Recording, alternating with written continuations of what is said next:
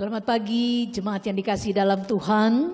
Shalom kepada keluarga besar Jemaat Gereja Kristen Kalam Kudus dari Medan sampai dengan ke Papua. Sekalipun saat ini kita masih harus beribadah secara online dan beribadah bersama-sama dengan keluarga di rumah, tapi kita tetap bersyukur kepada Tuhan. Kita masih diberikan kesempatan untuk beribadah. Di masa sekarang ini, mari kita mencari Tuhan, memohon pengampunan dan belas kasihan Tuhan bagi kita. Mari kita dengan sikap hormat, kita datang memuji Tuhan, memuliakan dan menyembah Tuhan Allah kita. Dan biarlah setiap bagian daripada ibadah kita pada pagi hari ini menjadi kesempatan kita mengalami perjumpaan pribadi dengan Tuhan. Segala kemuliaan hanya bagi Tuhan. Mari jemaat untuk bangkit berdiri bersama-sama. Kita akan mengambil saat teduh sejenak di hadapan Tuhan.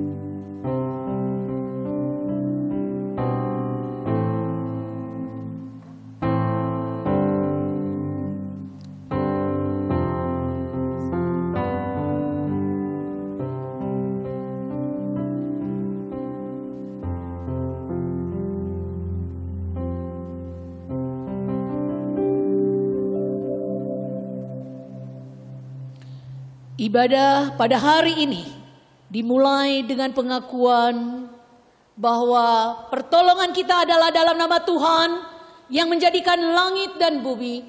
Turunlah kiranya atas saudara-saudari sekalian anugerah dan damai sejahtera dari Allah Bapa dan Tuhan Yesus Kristus. Amin. Mari kita buka hati kita di hadapan Tuhan. Kita mau bersyukur kepada Tuhan. Dan kita mau mengakui segala dosa dan kesalahan kita. Firman Tuhan mengingatkan kepada setiap kita di dalam Pengkhotbah 7 ayat 20. Sesungguhnya di bumi tidak ada orang yang saleh, yang berbuat baik dan tak pernah berbuat dosa.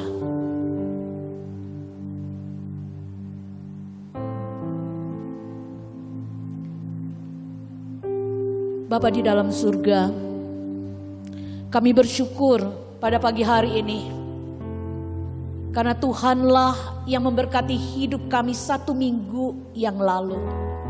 Banyak hal yang terjadi di dalam hidup kami, tetapi kami tahu ada tangan Tuhan yang penuh dengan kasih, menolong kami, memampukan kami melewati hari demi hari. Engkau adalah Allah yang kudus, Allah yang mulia, yang membenci dosa. Tuhan, pada saat ini kami datang kepadamu Tuhan.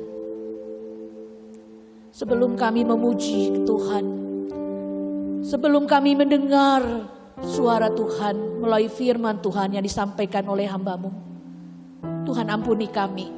Ampuni segala dosa dan kesalahan kami. Ampuni kesombongan kami ya Tuhan, keangkuhan kami. Mungkin pada pagi hari ini juga kami datang dengan kebencian, kekecewaan dan sakit hati. Tuhan tolong kami, ampuni kami, tolong kami untuk bisa beribadah, ibadah yang berkenan kepada Tuhan. Terima kasih Tuhan, kami serahkan setiap para pelayan Tuhan yang hari ini akan melayani. Biarlah anugerah berkat Tuhan menolong setiap kami ya Tuhan. Terima kasih Bapa di dalam surga, di dalam nama Tuhan Yesus kami berdoa. Amin. Berita anugerah, sebab di dalam Dia dan oleh darahnya kita beroleh penebusan, yaitu pengampunan dosa menurut kekayaan kasih karunia-Nya. Efesus 1 ayat 7. Mari jemaat sekalian dengan tetap berdiri. Bagi setiap kita dari abad ke abad kita akan menyatakan pengakuan iman rasuli dengan menyatakan demikian. Aku percaya kepada Allah, Bapa yang Maha Kuasa, Khalik langit dan bumi, dan kepada Yesus Kristus, anaknya yang tunggal Tuhan kita, yang dikandung dari Roh Kudus, lahir dari anak darah Maria, yang menderita sengsara di bawah pemerintahan Pontius Pilatus, disalibkan, mati dan dikuburkan, turun ke dalam kerajaan maut. Pada hari yang ketiga bangkit pula dari antara orang mati, naik ke surga, duduk di sebelah kanan Allah, Bapa yang Maha Kuasa, dan dari sana ia akan datang untuk menghakimi orang yang hidup dan yang mati. Aku percaya kepada Roh Kudus, gereja yang kudus dan am, persekutuan orang kudus, pengampunan dosa, kebangkitan tubuh dan hidup yang kekal. Amin. Selamat memuji Tuhan dan mendengarkan firman Tuhan. Mari jemaat sekalian kita datang, kita hampiri tahta Tuhan pada pagi hari ini. Kita bawa diri kita bawa sembah kita bawa puji kita. Nobatkanlah Raja.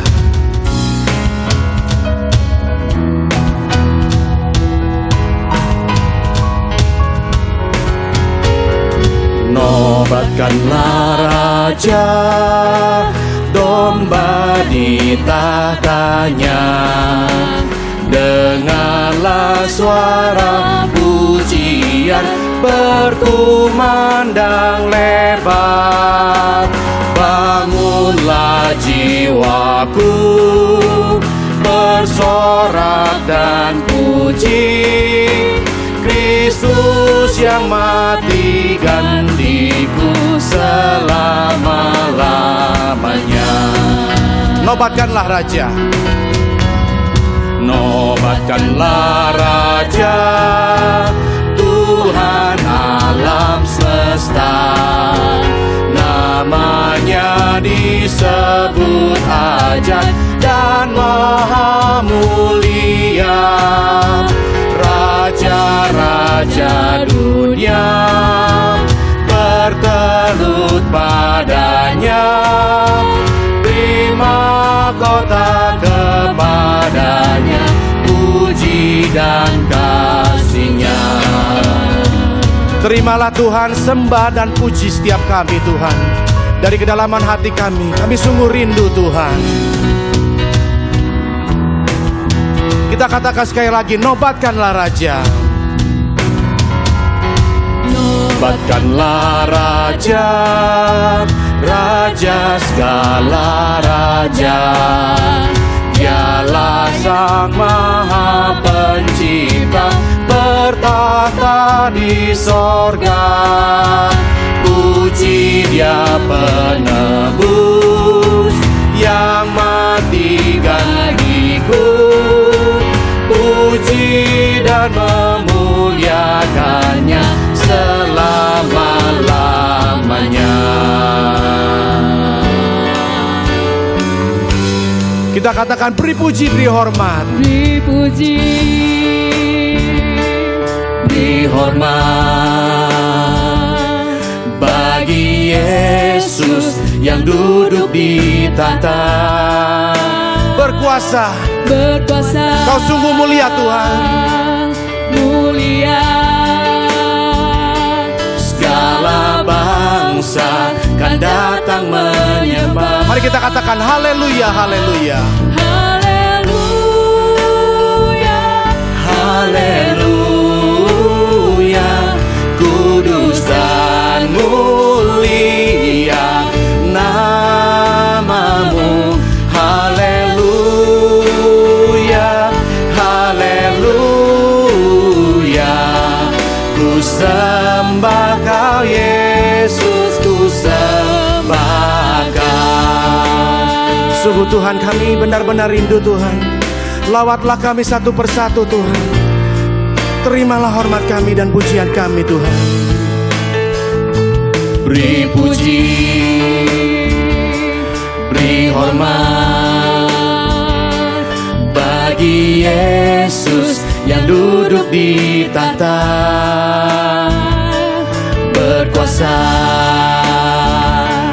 mulia. Segala bangsa kan datang menyembah. Haleluya, haleluya, kudus dan mulia namamu. Haleluya, haleluya, ku sembah Kau Yesus, ku sembah Kau. Namamu terbesar, Raja di atas segala raja. Sudah selayaknya kami selalu menyembah-Mu Tuhan. Haleluya, haleluya, kudus dan mulia namamu. Haleluya, haleluya,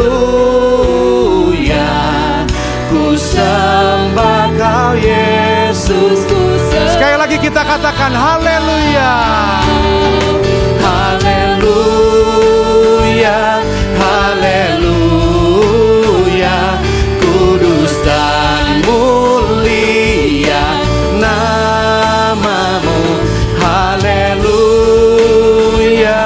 haleluya, ku sembah Kau Yesus, ku sembah Kau. Ku sembah Kau, ku sembah Kau Tuhan. Sekali lagi ku sembah Kau Tuhan. Ku sembah Kau Yesus, ku sembah Kau. Haleluya, puji Tuhan. Kami percaya Tuhan, di dalam hati kami Tuhan, Engkau hanyalah satu-satunya Tuhan di dalam hidup setiap kami. Mari kita katakan, Kaulah satu-satunya. Kaulah satu-satunya, sumber dari segalanya. Kau kebenaran yang hidup, Kau kebenaran yang selalu ku pegang. Kau keyakinanku untuk bersinar terang. Yesus Tuhanku yang berkuasa atasku, hidupku takkan sama. Ku tahu sungguh anugerah-Mu bagiku, hidupku takkan sama. Ini janji kami Tuhan. Kami rindu Tuhan mempunyai hidup baru setelah kami mengenal Engkau, karena Engkaulah satu-satunya. Kaulah satu-satunya, sumber dari segalanya. Sumber dari segalanya. Kau kebenaran yang hidup Tuhan. Kau kebenaran yang selalu ku Kau keyakinanku Tuhan. Kau keyakinanku untuk bersinar terang. Yesus Tuhanku yang berkuasa atasku, hidupku takkan sama. Ku tahu sungguh anugerah-Mu bagiku, hidupku takkan sama. Kami merasa lemah Tuhan, tetapi kami tahu kami punya Allah yang dahsyat Tuhan, karena Kaulah alasan untuk kami hidup. Kaulah alasan untuk ku hidup, hanya menyenangkan-Mu. Kaulah alasan untuk ku hidup, hanya menyenangkan-Mu. Yesus Tuhanku yang berkuasa atasku, hidupku takkan sama. Ini janji setiap kami Tuhan. Ku tahu sungguh anugerah-Mu bagiku, hidupku takkan sama. Yesus Tuhanku yang berkuasa atasku, hidupku takkan sama. Ku tahu sungguh anugerah-Mu bagiku, hidupku takkan sama. Amin.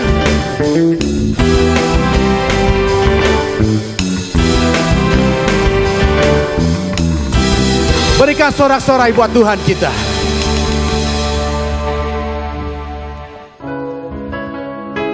Kami datang membawa hati setiap kami, Tuhan. Ini doa kami, Tuhan.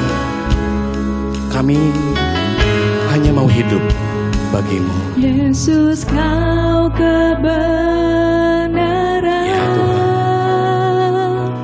yang menyelamatkanku. Kau memberikanku hidup dan pengharapan.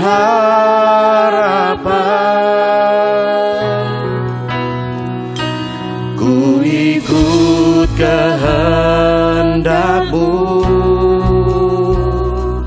ku perlu anugerah-Mu.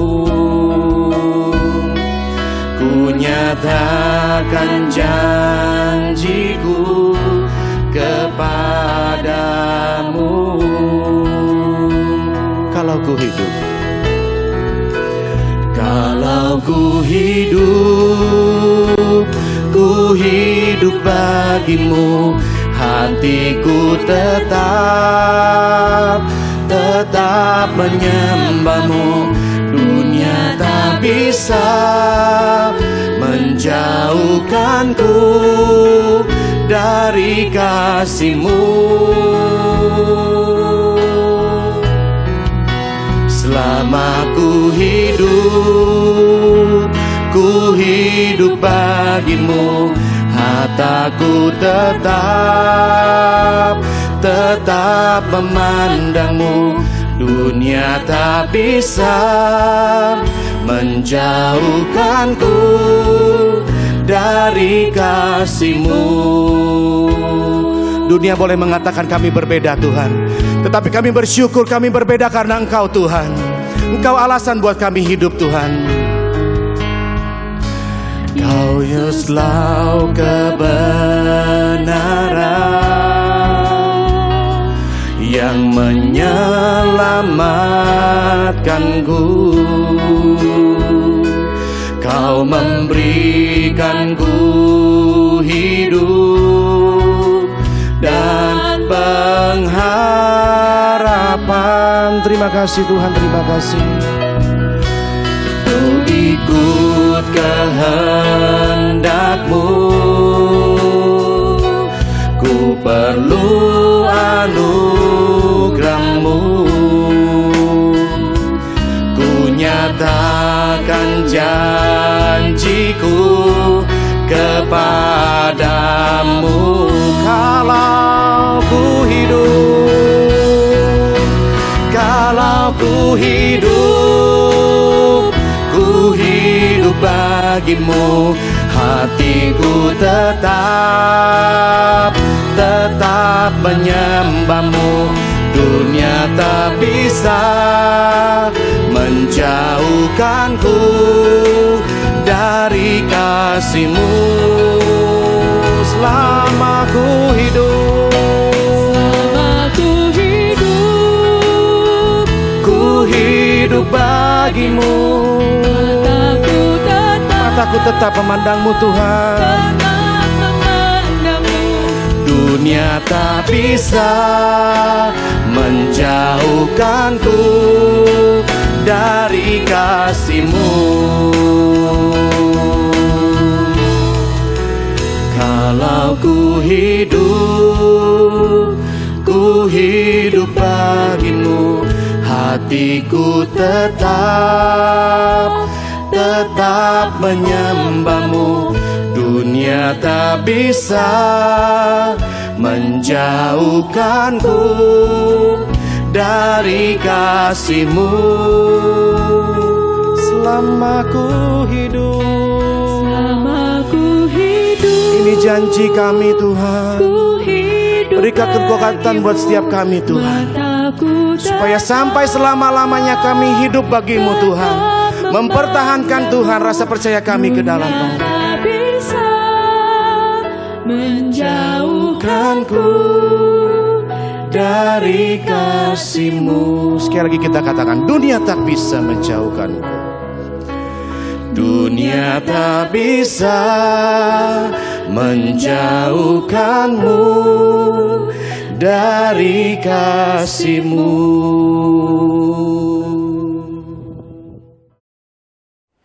Bapak, Ibu, Saudara sekalian yang dikasihi oleh Tuhan, mari sebelum kita mendengarkan firman Tuhan, kita akan bersama-sama tunduk kepala, kita mau berdoa.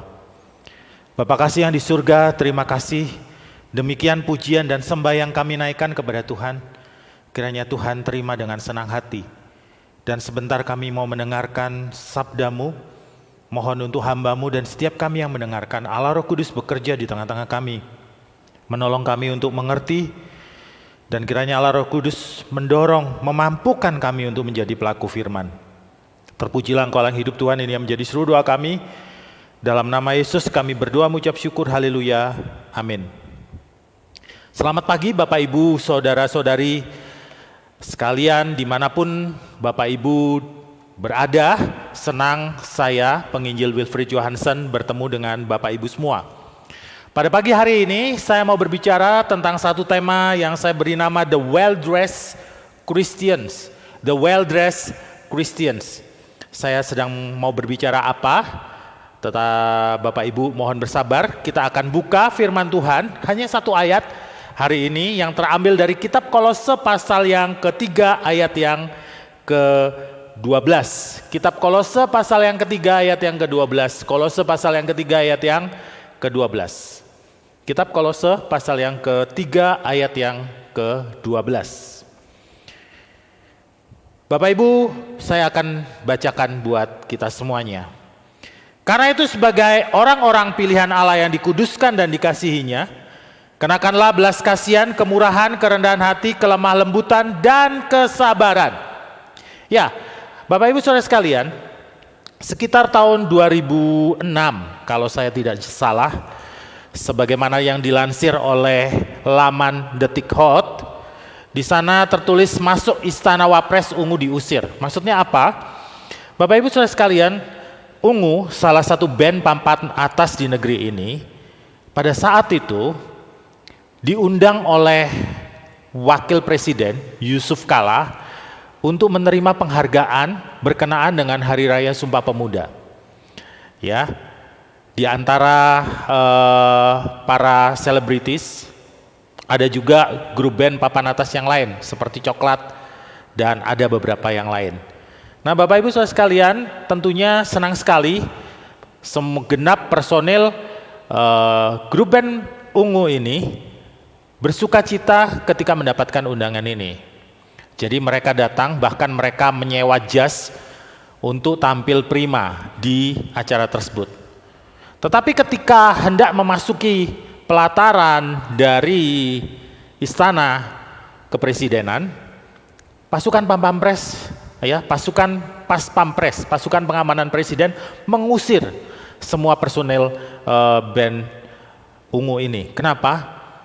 Karena walaupun mereka mengenakan jas, tetapi mereka mengenakan celana jeans. Dan itu dianggap tidak sesuai dengan protokol dari istana kepresidenan. Mereka semuanya menggerutu, kecewa, dan sempat diwawancarai oleh media. Mereka mengatakan bahwa jas yang mereka sewa ini juga cukup mahal, tetapi apa daya, mereka tetap harus pulang karena mereka tidak memenuhi protokoler istana presiden. Betapa berbusana itu penting. Itulah hal yang sebenarnya mau saya sampaikan Bapak Ibu Saudara sekalian, ya. Bahwa ada etika di dalam berpakaian atau berbusana. Bapak Ibu Saudara sekalian, Bapak Ibu mungkin setuju dengan sebuah kalimat, sebuah ungkapan dalam bahasa Inggris yang berkata begini, ya. Ungkapan dalam bahasa Inggris itu, clothes say a lot about a person. Busana itu berbicara banyak tentang seseorang, ya. Bagaimana kalau misalnya Bapak Ibu melihat orang dengan busana seperti ini? Kalau Bapak Ibu bisa lihat di layar ya. Di sebelah kiri, ya, sebelah kiri saya, ujung sebelah kiri begitu, ada tulisan think less, cubit more. Ada seseorang wanita yang mengenakan baju, kurangi berpikir, perbanyak kebodohan. Lucu ya, ada orang yang memakai baju seperti itu. Atau pria yang sedang duduk itu, dia mengenakan kelihatan seperti sweater dengan tulisan leave me alone. Biarkan saya sendiri. Antisosial, ya Bapak Ibu. Busana atau baju yang dikenakan seseorang banyak berbicara tentang orang yang mengenakannya. Bahkan seorang penulis terkenal, ya, penulis terkenal dunia, Mark Twain, berkata begini Bapak Ibu. Clothes make the man. Naked people have little or no influence on society. Busana itu menjadikan seseorang, ya. Orang yang telanjang hanya memiliki sedikit atau tidak sama sekali pengaruh di dalam masyarakat, ya. Itulah sebabnya Bapak Ibu Saudara sekalian, ada istilah yang berkata begini, dress for success. Ada korelasi antara berbusana dengan sukses seseorang Bapak Ibu, ya. Kalau Bapak Ibu bisa di layar, ada aturan yang harus dilakukan, do dan don'ts begitu ya. Yang harus dilakukan misalnya, apalagi untuk profesional yang kerja di perkantoran, hindari menggunakan perhiasan yang berlebihan, ya. Kemudian miliki baju, kenakan baju yang berwarna netral, ya. Dan kemudian yang jangan dilakukan adalah potongan rambut yang acak-acakan, menggunakan sendal atau sepatu terbuka. Bapak Ibu, saudara sekalian, saya mau menyampaikan sebuah berita yang lain, ya, kisah yang lain yang menarik. Nah, kalau Bapak Ibu lihat di layar, ada seorang selebritis di negeri ini yang bernama Nindi Harsono. Mungkin tidak semua kita kenal ya. Nindi Harsono ini sempat viral beberapa waktu yang lalu berkenaan dengan kostum yang dia pakai. Kenapa? Jadi saat itu Nindi Harsono menghadiri pesta ulang tahun dari pasangan Krisdayanti dan Raul Lemos, ya. Nah, Nindi Harsono datang dengan mengenakan pakaian tidur, piyama begitu ya, Bapak Ibu. Bapak Ibu bisa lihat. Nah, harga daripada piyama itu tidak main-main Bapak Ibu, 12 juta rupiah. Tetapi tampilan tampilan Nindi di Instagram itu disambut miring oleh para netizen, begitu ya. Intinya mereka menyampaikan bahwa Nindi tampil hadir di pesta ulang tahun tidak dengan baju yang sepantasnya. Nah, nyinyiran daripada netizen itu sempat dibalas oleh Nindi, begitu ya. Dan dia menunjukkan dokumentasi dari beberapa foto selebritis di luar negeri yang juga tampil dengan mengenakan piyama. Tetapi intinya itulah, masalah berbusana bisa menimbulkan sesuatu jika sangat berbeda, sangat di luar kewajaran. Bapak Ibu Saudara sekalian, memang berbusana itu juga ada fashionnya ya, ada model maksudnya. Lain dulu, lain sekarang. Jika zaman dahulu tahun 70-an celana cutbray ya, itu begitu in. Nah, sekarang hari-hari ini tentu tidak sesuai. Saat ini para pria lebih suka menyukai celana yang model slim fit begitu ya, yang lebih mengecil. Nah, Bapak Ibu Saudara sekalian, pada pagi hari ini saya mau menyampaikan suatu outfit yang tidak lekang dimakan zaman. Ya. Suatu outfit yang harusnya dipakai oleh yang percaya. Dan seperti yang saya katakan tadi, tidak lekang dimakan zaman, artinya bisa digunakan di abad pertama dan abad 21 ini, Bapak Ibu. Kita kembali ke ayat yang kita baca tadi ya, Kolose pasal yang ketiga ayat yang ke-12. Dalam bahasa Inggris ayat ini berkata begini, therefore at God's chosen people, ya. Itu kalau Bapak Ibu lihat di layar itu diberi penekanan.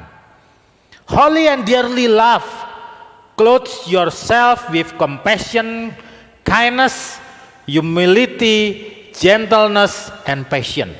Ya, Bapak Ibu Saudara sekalian, berkenaan dengan ayat yang kita baca bersama ini, saya mau terlebih dahulu menyampaikan latar belakang atau konteks di mana ayat ini disampaikan. Bapak Ibu, kitab Kolose atau surat Paulus kepada jemaat di Kolose adalah surat yang dibuat oleh Paulus untuk menjawab kebutuhan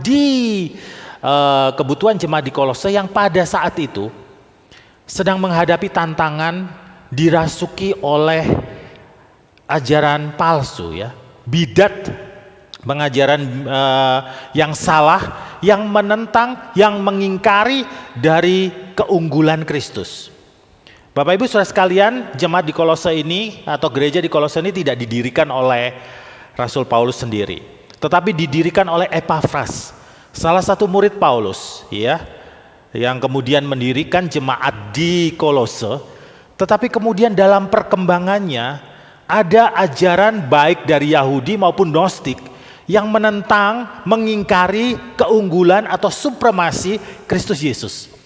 Epafras menjadi kewalahan, kemudian dia mendatangi Paulus di Roma yang saat itu sedang dipenjara, begitu.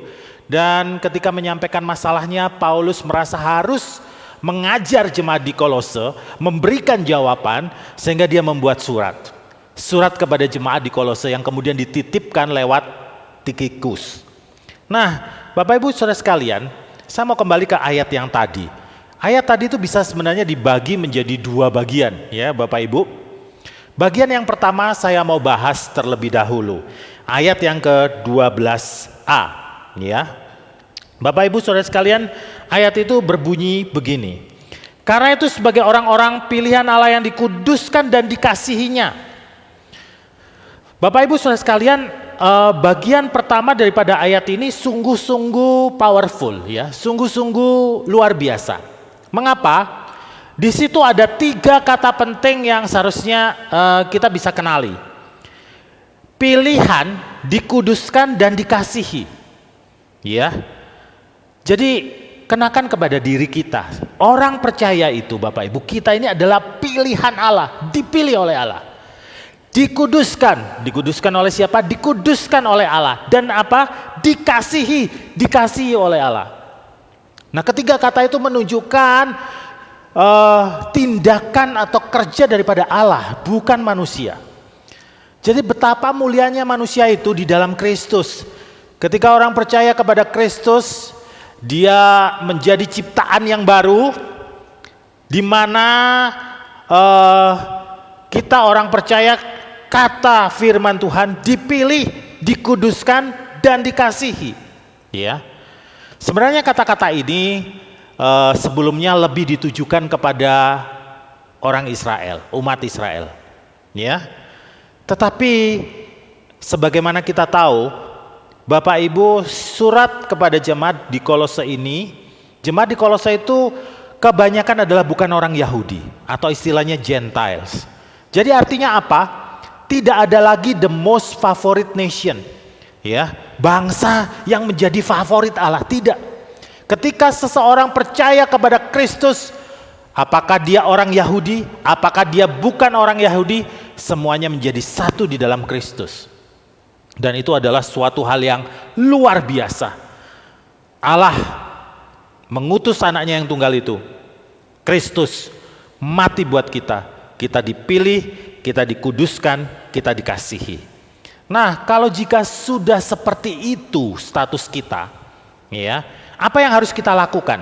Ya, Bapak Ibu Saudara sekalian, jadi surat kepada jemaat di Kolose itu bukan saja untuk memberantas ajaran palsu, ya, sebagai argumentasi Paulus untuk memberantas ajaran palsu yang berbahaya di Kolose, tetapi juga untuk menekankan sifat sebenarnya dari hidup baru di dalam Kristus dan tuntutannya pada orang percaya. Nah, kita masuk kepada bagian yang kedua, Bapak Ibu, ya. Bagian yang kedua, Alkitab kita, ayat kita hari ini berkata begini. Clothe yourself with compassion, kindness, humility, gentleness, and patience. Jadi artinya apa? Setelah kita dipilih, dikuduskan, dikasihi oleh Allah, apa yang harus kita lakukan? Ya, kata Alkitab, kenakanlah belas kasihan, kemurahan, kerendahan hati, kelemah lembutan, dan kesabaran. Ada kata yang penting di sini kalau Bapak Ibu lihat di layar itu dalam bahasa Inggris, ada frasa yang penting yaitu clothe yourself. Atau dalam bahasa Indonesianya adalah kenakanlah. Kenakanlah apa Bapak Ibu?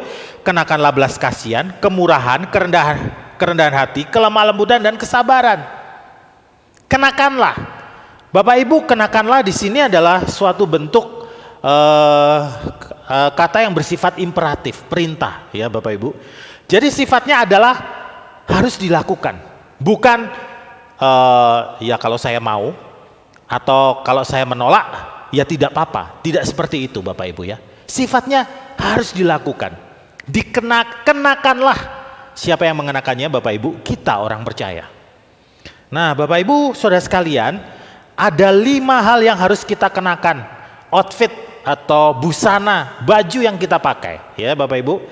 Dalam bahasa Indonesia yaitu belas kasihan, kemurahan, kerendahan hati, kelemah lembutan, dan kesabaran. Menarik sekali, kelima sifat ini Bapak Ibu berbicara tentang relasi antara orang percaya dengan sesamanya, betul? Tidak dicantumkan di situ, begitu ya. Kenakanlah kepintaran, kenakanlah keperkasaan, kenakanlah kegesitan. Tidak ada disebutkan di situ suatu sifat yang berkenaan dengan diri sendiri. Tidak. Kekristenan berbicara tentang hubungan kita dengan Allah dan hubungan kita dengan sesama. Baik Bapak Ibu, saya akan mulai dengan baju yang pertama ya. Baju yang pertama yang harus kita kenakan adalah belas kasihan. Bapak Ibu, gambar di layar ini berbicara tentang Kaisar Nero yang menggunakan manusia sebagai obor hidup ya. Nero adalah salah satu kaisar di Roma yang dikenal sangat kejam. Sama berbicara bahwa belas kasihan adalah sesuatu yang langka di dunia kuno, Yunani dan Romawi pada saat Alkitab sedang ditulis.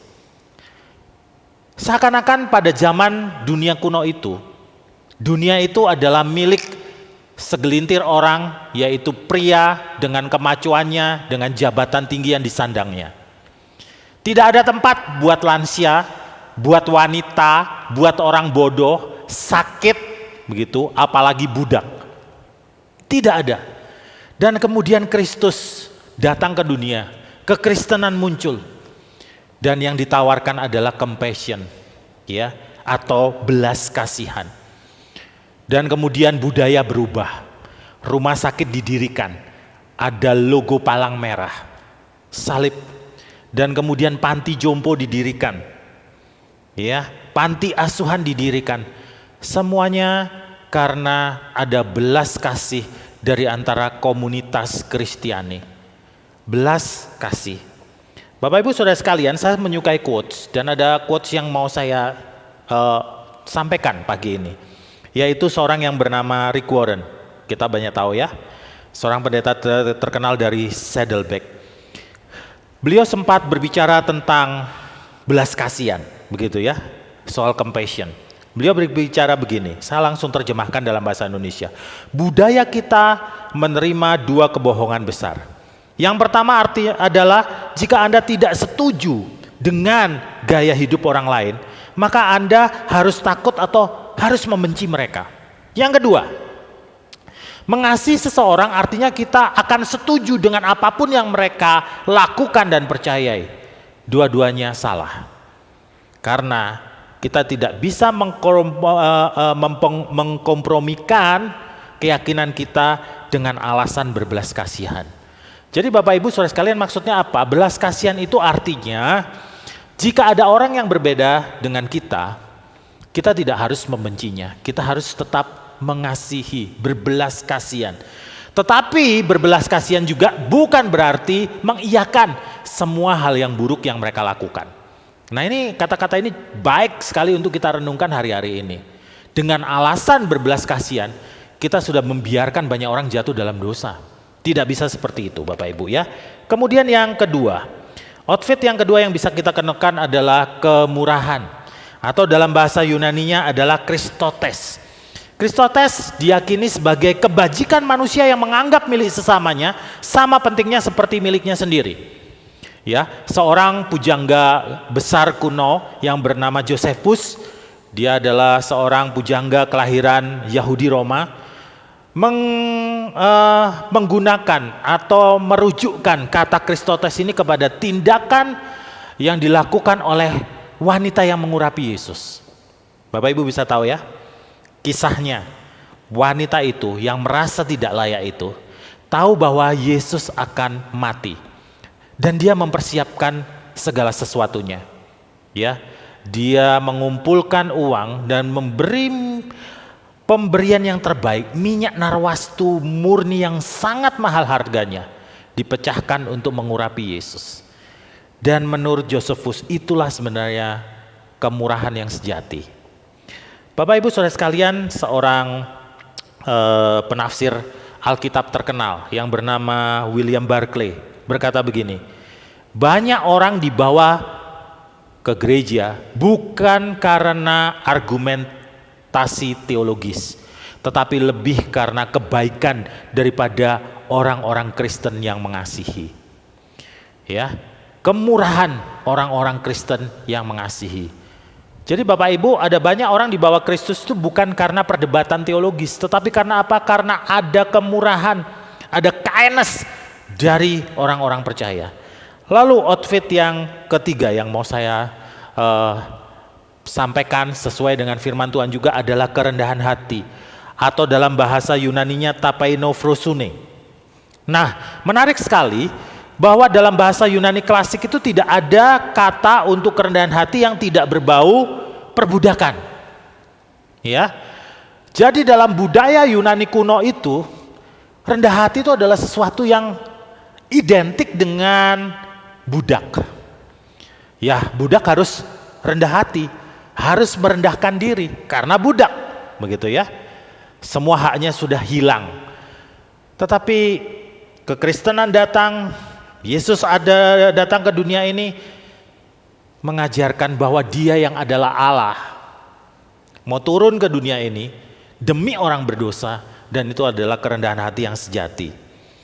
Seorang hambanya yang terkenal, Billy Graham, berkata begini, Allah mengukur manusia lewat tindakan kerendahan hati yang terkecil, bukan dari kebesaran pencapaian mereka atau ukuran daripada kapabilitas mereka.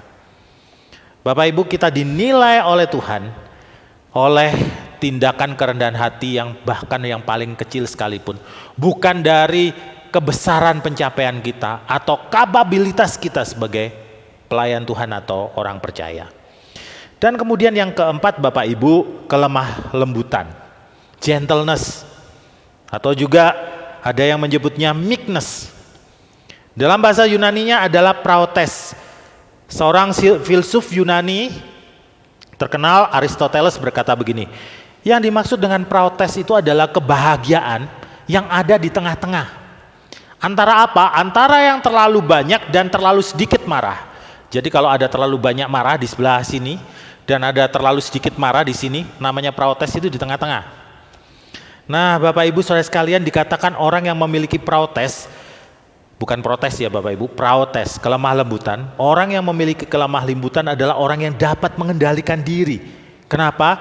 Karena ia dikendalikan oleh Allah, sehingga ia selalu menjadi marah pada saat yang tepat dan tak pernah marah pada saat yang tidak tepat. Bapak Ibu, seorang maestro pemuritan terkenal abad 20 yang bernama Jerry Bridges berkata begini Bapak Ibu, gentleness, kelemah lembutan adalah suatu tindakan aktif yang melukiskan sikap di mana kita seharusnya memperlakukan orang lain. Dan kelemah lembutan juga adalah suatu tindakan pasif yang melukiskan respon yang seharusnya ketika orang lain memperlakukan kita dengan tidak seharusnya. Jadi itulah yang namanya kelemah lembutan Bapak Ibu. Dan kemudian saya mau akhiri, bagian kelima, busana yang kita harus kenakan sebagai orang percaya adalah kesabaran. Atau dalam bahasa Yunaninya adalah makrotumia. Tidak. Apa yang dimaksud dengan kesabaran? Kesabaran adalah tidak menjadi putus asa ketika kita sedang menghadapi masalah yang besar. Saya tahu hari-hari ini di masa pandemi seperti ini tidak sedikit dari kita yang sedang mengalami masalah yang pelik besar. Beberapa dari kita harus bergumul dengan berhenti dari pekerjaan, masalah bisnis, dan lain sebagainya. Bahkan ada yang sakit atau mungkin kita ditinggalkan oleh orang yang kita kasihi karena terkena virus corona. Rick Warren berkata begini, passion, kesabaran adalah suatu bentuk iman. It's a form of faith. Kesabaran berkata, I trust God. Saya percaya Allah. I believe that God is bigger than this problem. Saya percaya bahwa Tuhan lebih besar dari masalah yang saya alami. Baik Bapak Ibu Saudara sekalian, demikianlah kelima outfit yang harus kita kenakan sebagai orang percaya. Sebagai orang yang sudah dikasihi, dipilih, dikuduskan, kenakanlah pakaian itu. Dan kita akan dipandang sebagai orang Kristen yang siap menjadi berkat buat orang lain, punya pengaruh dan enak untuk dilihat, karena fashion kita, busana kita itu tidak akan lekang dimakan zaman. Saya mau mengajak kita semuanya untuk sama-sama berdoa untuk firman Tuhan yang sudah kita dengar. Bapa yang di surga, terima kasih untuk firman yang kami sudah dengar. Kami memohon ya Allah supaya di tengah-tengah keterbatasan penyampaian firman ini, keterbatasan daripada hamba-Mu, kiranya firman yang disampaikan boleh menjamah, boleh menolong setiap kami, menghiburkan, menguatkan, membantu kami untuk hidup makin berkenan kepada Tuhan. Tolong hamba-Mu juga yang menyampaikan untuk bisa menjalani firman yang sudah hamba khotbahkan. Berkati setiap saudara-saudari, Bapak Ibu, semuanya yang menyaksikan atau mengikuti ibadah ini dimanapun mereka berada, dari Pulau Sumatera hingga Papua. Tuhan yang menolong, Tuhan yang memberkati. Terima kasih ya Allah untuk firman yang kami dengar pagi ini. Di dalam nama Yesus kami berdoa mengucap syukur, haleluya, amin. Saya mengundang jemaat sekalian untuk bangkit berdiri. Kita akan bersama-sama berdoa syafaat. Mari kita berdoa. Bapa dalam surga, pada pagi hari ini Tuhan, kami menyerahkan akan bangsa dan negara kami yang sedang bergumul dengan virus COVID-19. Dan pemerintah pada saat ini juga sedang berusaha mencari vaksin daripada COVID-19 ini. Tolong Tuhan, berikan hikmat bijaksana dan juga kepada setiap masyarakat, dan terutama kami sebagai jemaat Tuhan adalah orang-orang yang terdepan di dalam menjaga kesehatan, di dalam menjaga kebersihan. Bahkan gereja Tuhan juga melaksanakan protokol kesehatan di dalam ibadah. Tuhan, kami juga berdoa untuk setiap pengurus daripada sinode, untuk ketua sinode, untuk sekretaris dan staf sinode Gereja Kristen Kalam Kudus. Tuhan memberkati akan pelayanan mereka ya Tuhan.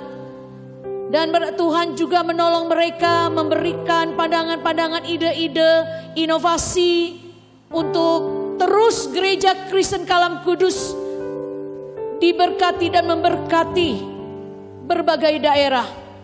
Mengembangkan pelayanan-pelayanan yang ada, yang harus kami kembangkan sebagai panggilan Kristus, sebagai murid Kristus. Terima kasih Bapa di dalam surga. Kami berdoa untuk kesatuan daripada gereja-gereja Tuhan yang ada di seluruh Indonesia, biarlah setiap kami, keberadaan kami di tengah-tengah masyarakat berdampak dan boleh menjangkau jiwa ya Tuhan bagi kemuliaan akan nama Tuhan. Terima kasih Bapa dalam surga. Pada akhirnya kami berdoa untuk setiap jemaat Tuhan yang pada saat ini sedang beribadah. Mungkin mereka sedang bergumul dengan sakit penyakit, mereka sedang terbaring sakit Tuhan. Tetapi biarlah iman mereka tetap dikuatkan, pengharapan mereka hanya kepada Tuhan saja. Demikian juga untuk pergumulan setiap jemaat kami ya Tuhan. Mungkin pada saat ini mereka sedang bergumul di dalam ekonomi mereka, sedang bergumul di dalam pekerjaan mereka, mereka kehilangan usaha mereka. Tuhan, kami percaya Engkaulah yang melihara hidup kami, Engkaulah yang membukakan tingkap-tingkap langit untuk kami boleh diberkati. Terima kasih Tuhan, kami serahkan doa kami ini hanya ke dalam tangan-Mu. Ketika kami akan berjalan seminggu mendatang untuk kami menjalani kehidupan ini, kami tahu ada Tuhan yang senantiasa bersama dengan kami. Dan kami mau hidup menjadi berkat, menjadi murid Kristus yang sejati. Dengar doa kami Tuhan, dalam nama Tuhan Yesus kami berdoa. Amin. Segala kemuliaan bagi Tuhan Dosologi.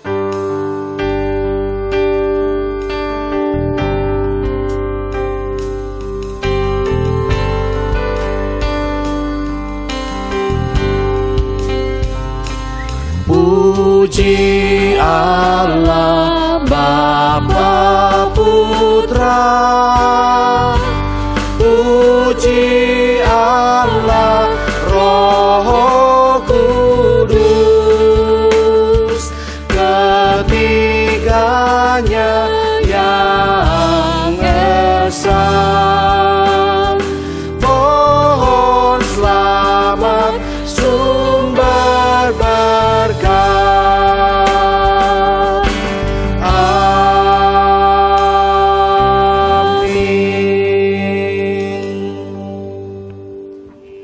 Jemaat sekalian yang berada dimanapun, arahkanlah hatimu kepada Tuhan dan terimalah berkat-Nya, kasih karunia daripada Tuhan kita Yesus Kristus, cinta kasih yang sempurna dari Allah Bapa, pertolongan, penyertaan, kekuatan dari Allah Roh Kudus beserta dengan jemaat sekalian dari hari ini sampai Tuhan Yesus datang kembali. Amin.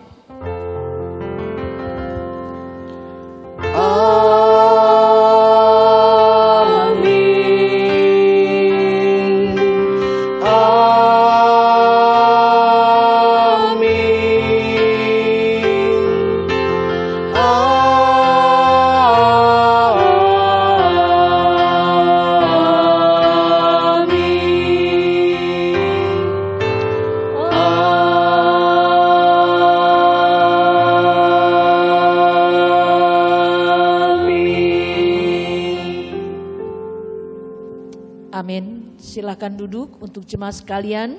Silakan mengambil saat teduh sejenak di hadapan Tuhan.